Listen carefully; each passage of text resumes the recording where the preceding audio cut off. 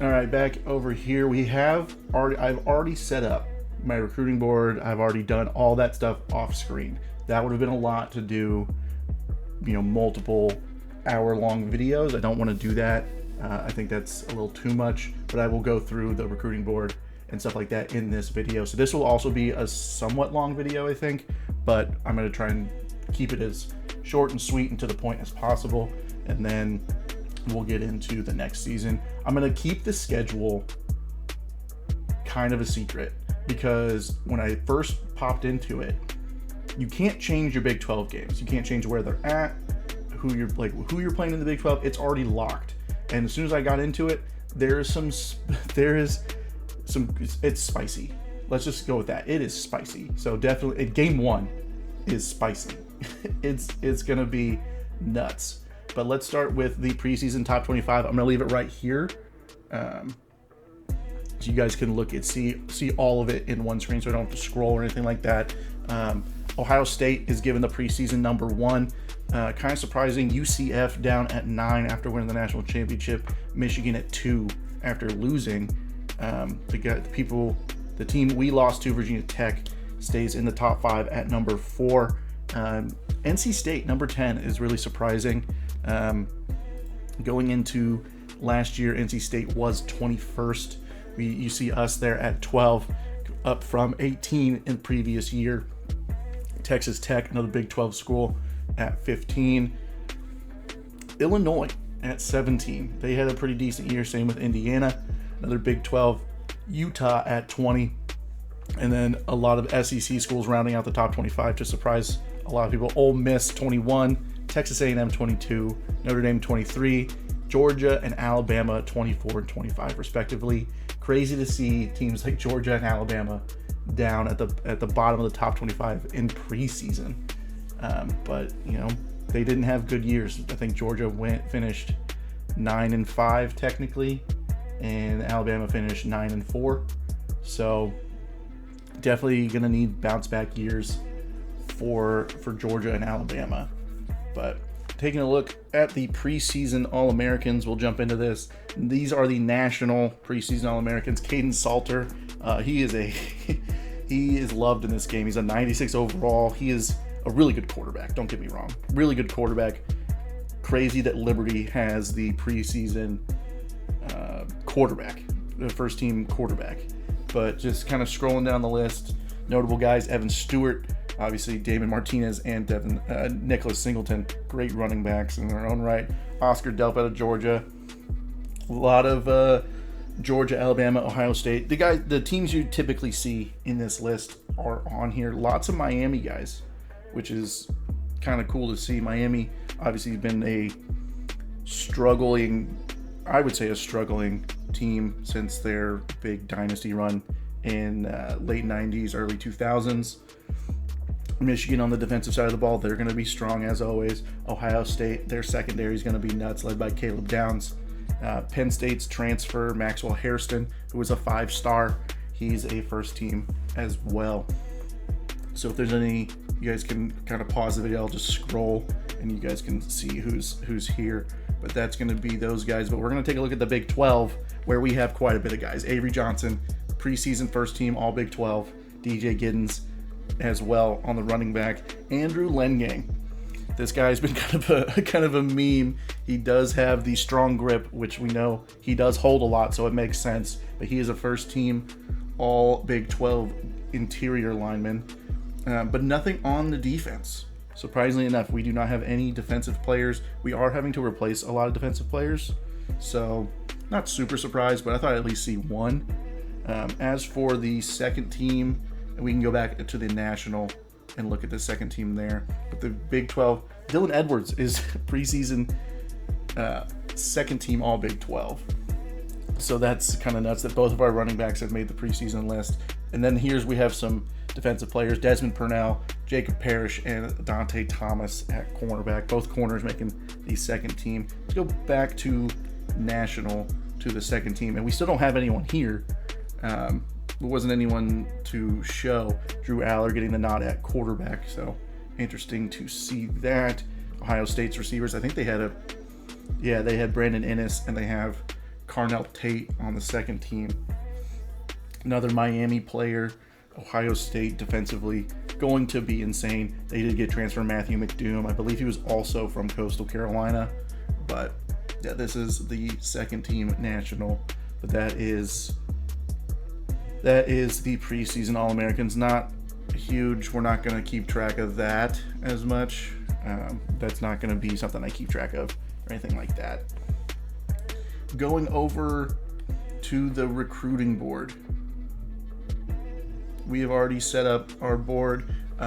All these guys had initial interest for the most part. I think I have everybody. If there is a person in here, I'll take a look at it. But I haven't organized this to be like, this is my top guy. However, Enrique Barron is my top guy. He's a 5-star athlete, power back. We are losing DJ Giddens after this year, so we will have to replace that strength. I want to keep that, strength and speed kind of duo in the backfield.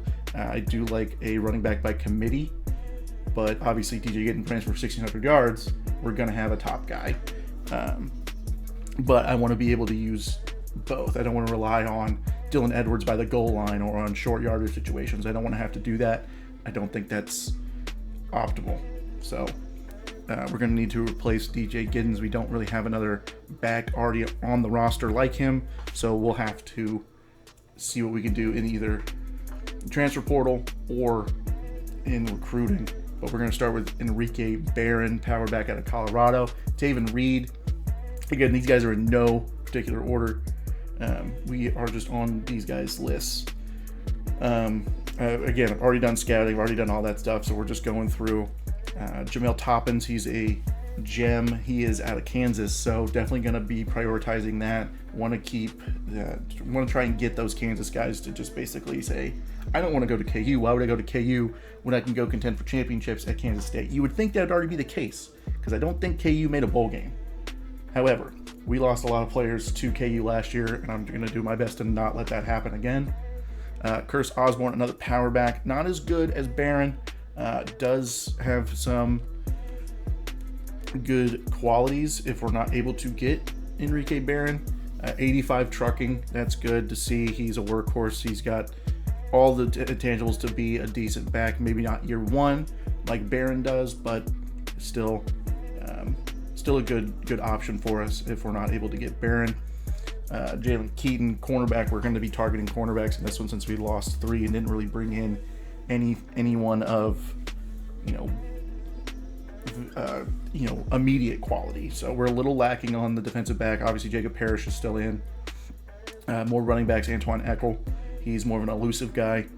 Not going to prioritize him as much, but it'll be interesting. Sean Peterson, a 4-star guy.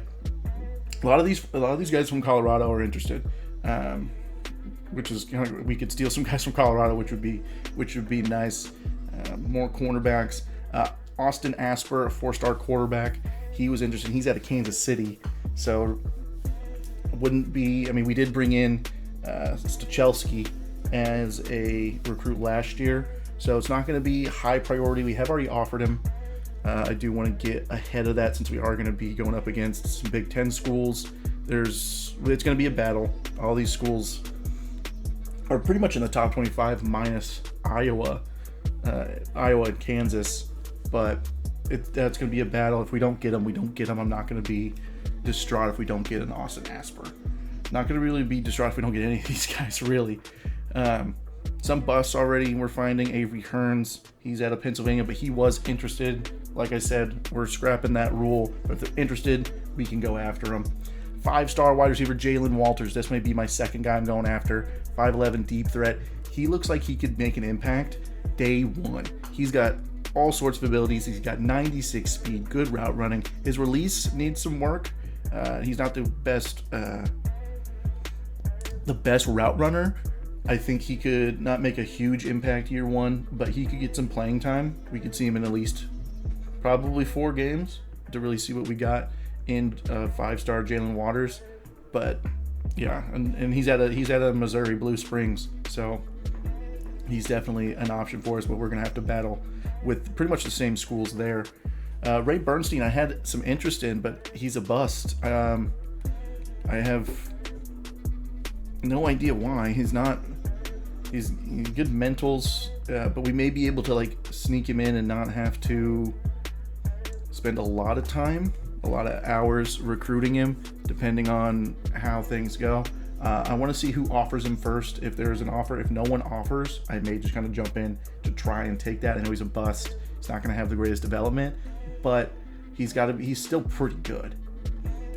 Our defensive tackles are kind of weak, so I mean the defensive tackle we brought in last year, Mateo Blum, he was a 77 rated defensive tackle as a true freshman. So there's three others behind him that are older, so we'll need to end up replacing those guys in the near future. So we could, bring in a guy like Bernstein and maybe even develop him. Maybe he's not much of a bust. He still could be a great player for us.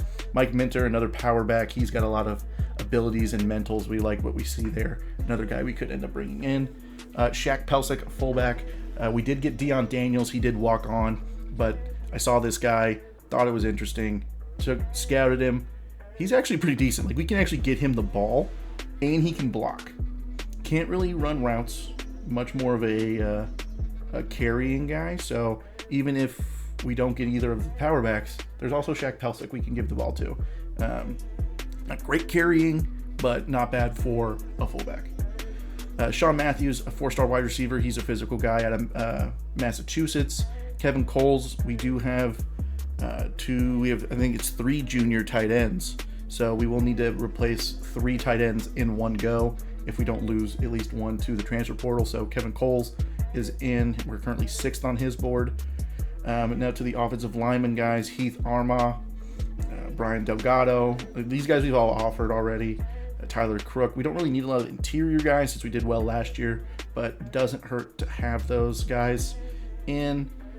Jared Iddersagen, great name. I'd love to have that guy just so we can say Iddersagen all the time, or Iddersagen, however we want to pronounce it. Akeem Kalambe, that's what we're going to say, Kalambe, out of New Jersey. He's a 4-star gem. We're currently 8th on his list, but we're going to try and get up there with a scholarship offer. Earl Edmond out of Leewood. He is another power rusher guy, but we're gonna hold off on that because he is also a bust. Kevin Matlock, another defensive tackle, speed rusher, pocket disruptor. We need pass rush help as much as we can get, really, so not bad to bring him in. Kevin Duggar, a run-stopping linebacker. I can add to that linebacker depth. Nate Priester, a field general gem. Really want to go after him as well. We do have a lot of linebackers. Our training went really well. When I go over the roster, we will look at that, and it's great. Some other guys, we got some safeties and some other guys I've added down here.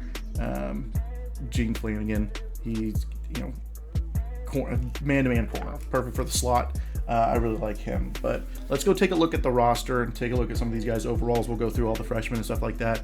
So let's do that. Again, I'm trying to do this as quickly as I can so this video isn't immensely long. But taking a look at the roster, we'll go position by position. J.J. Cole is a 77 overall redshirt sophomore. Barnett only went up by, it looks like 2. He was 69 last year. Or he's 69, but his morale has him up to 71. And then Bryce Stachelski, our redshirt, we're going to redshirt him. I've also already done that. Look at this guy's mustache. It's given Uncle Rico vibes. And of course, he's a quarterback. He's got 89 speed.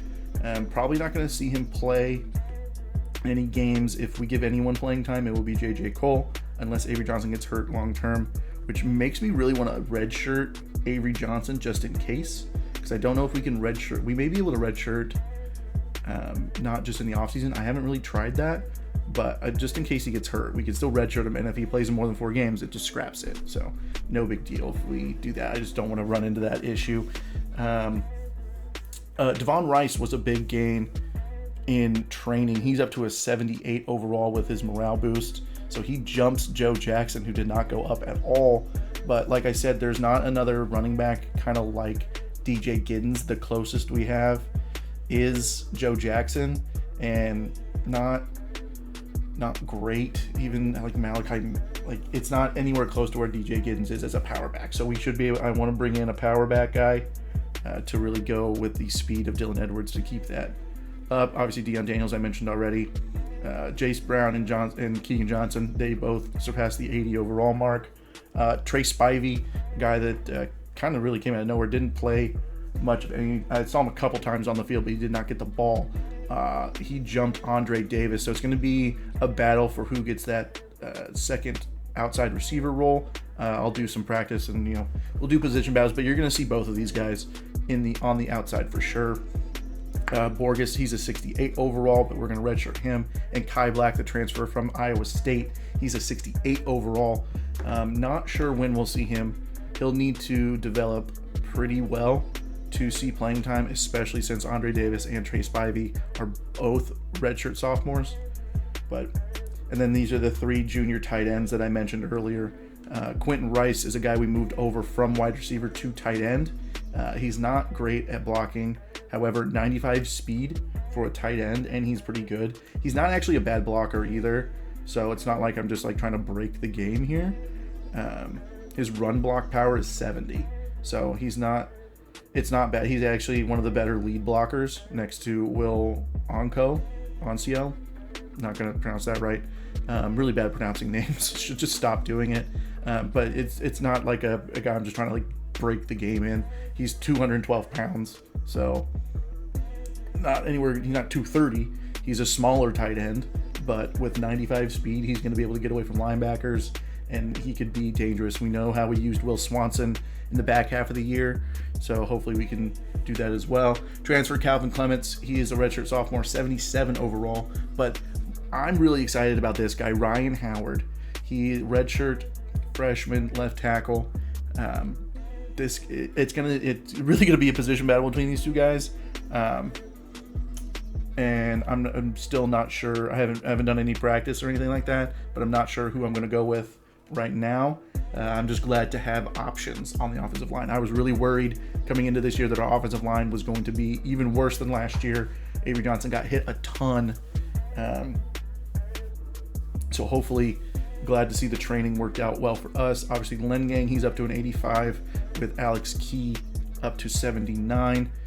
Ben Wynn, 74, true freshman. We're going to redshirt him just to save him that because Jim Boniface, the transfer from Iowa State, 79 overall with the morale boost.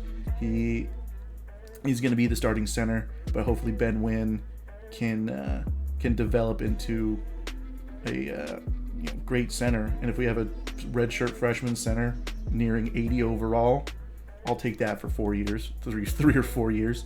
Redshirt freshman Gus Hawkins up to a 79, and Camden Beebe, he was like a 65 or 66 overall, something like that, and he jumped all the way to a 77. Probably going to use him as a backup just because he is a BB, and we like BBs at Kansas State. I don't know what that means for Drake here, but he's being. I mean, it'll battle out between the three, but I think Gus Hawkins is going to get the nod there. We do like the power of BB, but the pass protecting of Gus Hawkins. He's got 91 pass blocking. Was his run blocking is better than BB's. His power relatively the same as BB's. Gus Hawkins has 96 run block finesse. So Gus Hawkins right now gonna get the nod. And then Caden Massey, true sophomore, 79 overall. So the offensive line this year is young, but it's still good. I'm not as worried about it as I was going into the offseason. Jordan Allen obviously leading the line at left end. Chidi Abzor also here, 80 overall. We are switching to the 4-2-5, so we'll see what we do with Chidi. May end up still lining him up at defensive tackle. Toby on the right end, may use Abzor as the right end instead of Toby and keep him as the backup. At defensive tackle, I mentioned Mateo Blum, 77 overall, and Angel Haywood, another true freshman. He is a 69 overall. Redshirting both of those guys, we are going to start with Alialo and Tua Sosopo as our starting defensive tackles, as they're both power rushers, but guys like Billy Weathers and Mateo Blum. And I think Mateo Blum will probably play more than 4 games. He's going to start as the third defensive tackle, but he is a run-stopping archetype or tendency, so he'll match up well with both of these guys, I think. We have a good mix so far. Left outside linebacker still Desmond Purnell, but guys like Rex Way and Boone Morris had good training, good off seasons. Not sure if we'll use Rex Van Way next year. He'll definitely get playing time this year, but he may end up having to transfer to get some playing time because guys like Boone Morris and Carlos Jameson are waiting in the wings, and we may just prioritize the younger guys if they're just as good. So Austin Romine, he actually jumped Jake Clifton, who only went up by 1. Jake Clifton is going to be the starting middle linebacker. He played way too well to not be the go-to guy. Haven't named our captains yet, but he's likely going to be one. But Austin Romine and Jacob Stonebreaker are going to be the 3 middle linebackers. Joshua Chenault, we're going to redshirt because he's a senior. We're losing one. We can just keep pretty much the same core of linebackers. We also have Titus Duarte, who is a 69 overall true freshman that we are redshirting. Asa Newsome, he is a pass coverage guy. But then we also have Jacob Imming, who I was kind of disappointed was only a 73 as a power rusher. I tried moving him to end, and he was even worse. He was like 70 rated, so he wasn't going to get on the field as an end, probably due to his size. So he's going to stick at right outside linebacker, likely be a backup. I don't know how much of an impact he's going to make, but again, it's good depth. At cornerback, we obviously have Jacob Parrish still and Dante Thomas. We talked about those guys being Big 12, second team Big 12 cornerbacks. We also have redshirt sophomores Donovan McIntosh, Alvin Buchanan. We're going to redshirt Daryl Jones just because we're losing 2 of our top 2 corners. So I want to try and keep Daryl Jones for another year so we don't just have, McIntosh and Buchanan. Not that they wouldn't be good, but all 3 of these guys could jump over 80 overall, and we could have almost a lockdown secondary. Jeremiah Miles, the KU transfer, we are going to redshirt to keep him here for another year because I don't see him getting on the field. And then Caden Blizzard, true freshman, he's a 66 overall.